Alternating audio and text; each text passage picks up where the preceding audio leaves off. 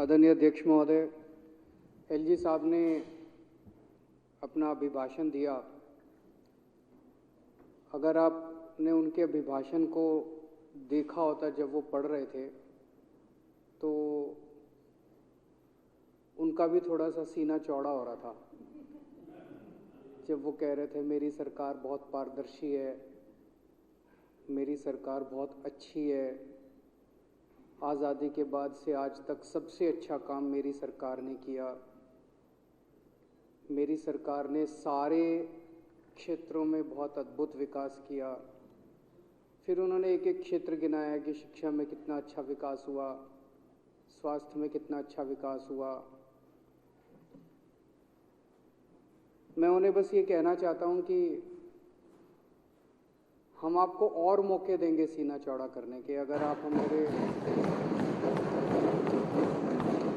आप हमारे कामों में टांग ना अड़ाएं तो। हम ये रोज रोज की खिचखिच नहीं चाहते, हम काम करना चाहते हैं। अब हमारे टीचर्स को दिल्ली के शिक्षा के क्षेत्र में इतना जो अद्भुत काम हुआ, मैंने, मनीष सिसोदिया जी ने, हमारे एमएलएज ने, हमारे मंत्रियों ने तो एक तरह से फैसिलिटेटर का काम किया। असली काम तो हमारे टीचर्स और प्रिंसिपल्स ने किया। उन्होंने कड़ी मेहनत की बच्चों के साथ। उनके अंदर जो जज्बा आया, वो उनको जो हमने ट्रेनिंग के लिए विदेशों में भेजा, हमारे टीचर सिंगापुर गए, फिनलैंड गए, कनाडा गए, जगह जगह गए, वो जब वापस लौट के आए, उनको जो एक्सपोजर हुआ वहाँ का, वो बड़ा शानदार था। तो अभी तक मेरे ख्याल से 1100-1200 प्रिंसिपल्स जो हैं वो अब्रॉड जा चुके हैं। अब दिसंबर में और मार्च में कुछ और प्रिंसिपल्स को जाना था, उसको एलजी साहब ने रोक दिया। एलजी साहब ने उन टीचर्स को विदेश नहीं जाने दिया। इससे किसका फायदा हुआ? किसी का फायदा नहीं हुआ, बच्चों को भी फायदा नहीं हुआ, शिक्षा का भी फायदा नहीं हुआ। सो मैं एलजी साहब को कहना चाहता हूं कि आपकी इन सारी अड़चनों के बावजूद हमने इतना अच्छा काम किया है। हमने एक दिल्ली डायलॉग कमीशन, डीडीसी पूरा नाम क्या है, Delhi dialogue and development commission बनाया। अभी दिल्ली में मोटे मोटे तौर पे बड़े जितने भी हमने काम किए हैं, वो सारी पॉलिसीज़ पे रिसर्च और फाइनल पॉलिसी ड्राफ्ट वहाँ डीडीसीडी में बनता है। इलेक्ट्रिक व्हीकल पॉलिसी बनी, और फेसलेस सर्विसेज की पॉलिसी बनी, डोर स्टेप डिलीवरी की पॉलिसी बनी, बहुत सारी पॉलिसीज़ बनी वहाँ पे। एक दिन एलजी साहब ने एसडीएम भेज के डीडीसीडी के वाइस चेयरमैन जास्मिन के दफ्तर को सील करा दिया, ताला लगा दिया। ये तो गुंडागर्दी है। इस तरह के काम कौन करता है? कोई संवैधानिक पद पे बैठा हुआ आदमी इस तरह के काम करे तो शोभा नहीं देता। इससे किसका फायदा हुआ? 6 महीने से दफ्तर बंद पड़ा है, जास्मिन काम नहीं कर पा रहा। किसका फायदा हुआ? किसी का फायदा नहीं हुआ। दिल्ली में 17,000 लोग रोज योग किया करते थे, योगा करते थे। हम उनको फ्री में योगा कराया करते थे। एक दिन आदेश पारित करके सबकी योगा क्लासेस बंद करा दी। इससे किसका फायदा हुआ? वो 17,000 लोग तो बद्दुआएं दे रहे हैं ना। वो हो सकता है एलजी को नहीं जानते, वो इनको बद्दुआएं दे रहे हैं। वो सोचते हैं बीजेपी वालों ने करा दी। किसका फायदा हुआ? ये सब मतलब इस तरह की रोज रोज हर चीज में टांग अड़ाना, हर चीज में टांग अड़ाना। अब लगे हुए हैं एलजी साहब, रोज ऊपर नीचे फाइलें हो रही है। बिजली की सब्सिडी दिल्ली की बंद करके रहूंगा मैं। हम भी लड़ रहे हैं कि हम भी बंद नहीं होने देंगे, लेकिन पूरा शिद्दत के साथ लगे हुए हैं कि बिजली की सब्सिडी मैं बंद करके रखूंगा। क्या फायदा हो जाएगा एलजी को? एलजी को तो इतने बड़े महल में रहते हैं, पता नहीं कितने हजार यूनिट बिजली फ्री मिलती है। एक लोगों को 200 यूनिट बिजली फ्री मिल जाए तो तकलीफ होने लग जाती है।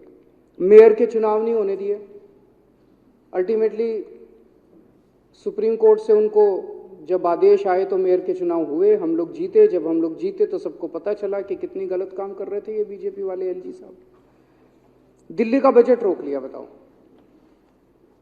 क्या फायदा हुआ दिल्ली का बजट रोक के? एक जरा सी एक फिगर इधर से उधर नहीं करी। Same budget, exactly same budget प्रस्तुत हुआ विधानसभा के अंदर। अहंकार है बस, अहंकार के अंदर बजट रोक लिया दिल्ली का 2 दिन। एक काम बता दो पिछले 8 साल के अंदर जो दिल्ली के एलजी ने अच्छा काम करके बताया। कोई अच्छा काम बता दो मेरे को, एक काम, एक काम बता दो, आधा काम बता दो जो दिल्ली के एलजी ने अच्छा कराओ। तो चारों तरफ माहौल यह है कि दिल्ली का एलजी तो बेसिकली काम रोकने के लिए, दिल्ली को रोकने के लिए बनाया जाता है। मैं एलजी साहब को कहना चाहता हूं, सर आप गुजरात से आए हो, हमारे मेहमान हो, बाहर से आए हो, आपको दिल्ली का कुछ नहीं पता। मैं नहीं समझता कि उनको दिल्ली की 70 विधानसभाओं के नाम भी पता होंगे। मैं नहीं समझता कि उनको दिल्ली के कुछ सड़कों के नाम भी पता होंगे। तो आप बाहर से आए हो, गुजरात से आए हो, आपको दिल्ली का कुछ पता नहीं है। अफसर इधर की उधर पढ़ा देते हैं, इधर की उधर पढ़ा देते हैं, ये इनकी भी नहीं सुनते। ये भी बताते हैं जब मेरे को मिलते हैं, इनकी भी नहीं सुनते एलजी साहब। उनसे मैं कहना चाहता हूं कि थोड़ा सा मिलजुल के काम करो। हम भी मिल के काम करना चाहते हैं, हम लड़ाई झगड़ा नहीं चाहते, हम मिल के काम करना चाहते हैं। आने वाली पीढ़ियां क्या कहेंगी कि ये आपस में लड़ रहे थे।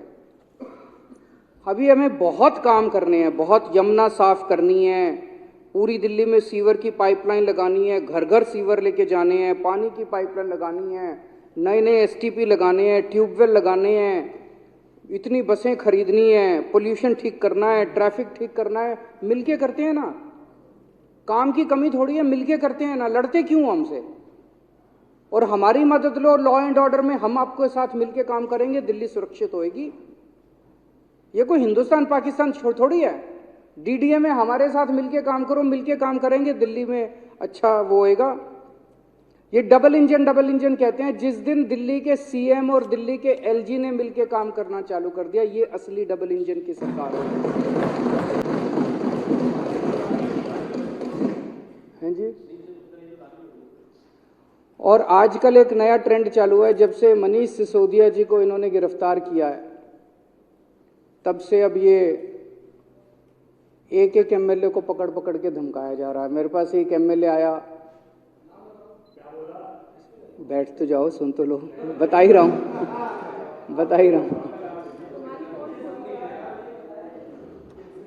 चोर की दाढ़ी में तिनका। बोला जी लोकल थानेदार आया था, वो कहता है जी एसीबी वाले आपकी इंक्वायरी करा रहे हैं, अगला नंबर आपका है। एक और एमएलए आया, बोला जी मेरे पास एक वॉलंटियर आया, बड़ा डरा हुआ, बोला सर आपसे अकेले में बात करनी है। मैंने कहा चल बता।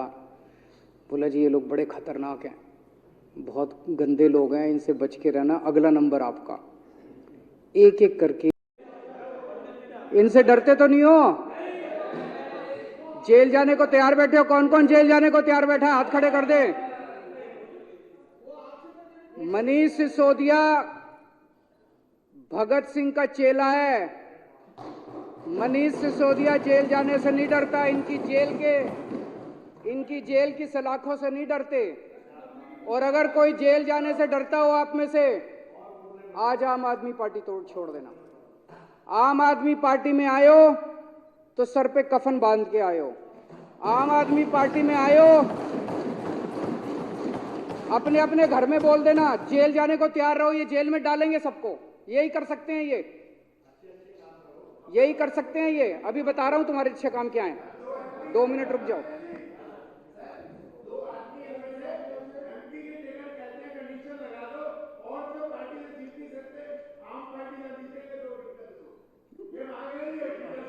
तो ये आपको जेल भेजेंगे, अपने अपने घर में बोल देना, जिसको जेल भेजें आपके घर का खर्चा मैं चला दूंगा।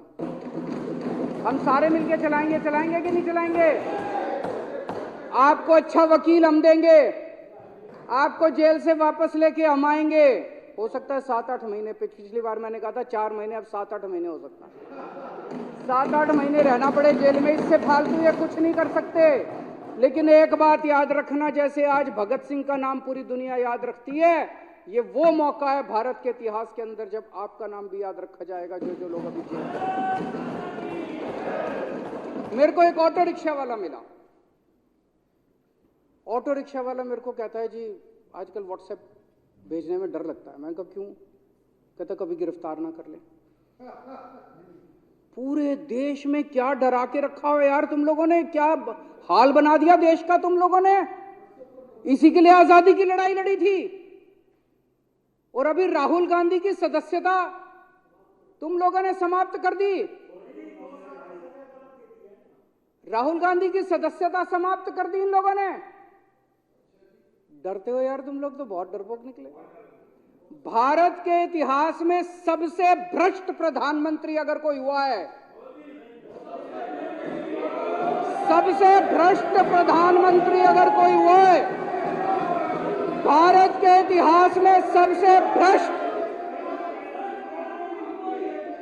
भारत के इतिहास में सबसे कम पढ़ा लिखा प्रधानमंत्री अगर हुआ है, मैं नहीं समझता आजाद भारत में कोई 12वीं पास प्रधानमंत्री हुआ है।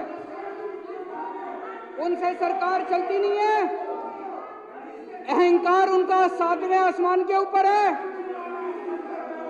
सवेरे से शाम तक इसको जेल भेजो, इसकी सदस्यता रद्द करो, इसको जेल भेजो, बस सवेरे से शाम तक यही चलता रहता है। बैठिए प्लीज, बैठिए। मैं आज महाजन जी, बीजेपी के सारे लोगों को मैं अपील करना चाहता हूं, नरेंद्र मोदी जी के नेतृत्व के अंदर आज पूरे देश को तबाह करने की कोशिश की जा रही है। जो लोग देश को तबाह करना चाहते हैं, बीजेपी में रहो, और जो लोग देश को बचाना चाहते हैं, आज बीजेपी छोड़ दो। अध्यक्ष महोदय, मैं इस प्रस्ताव का समर्थन करता हूं। बैठिए प्लीज।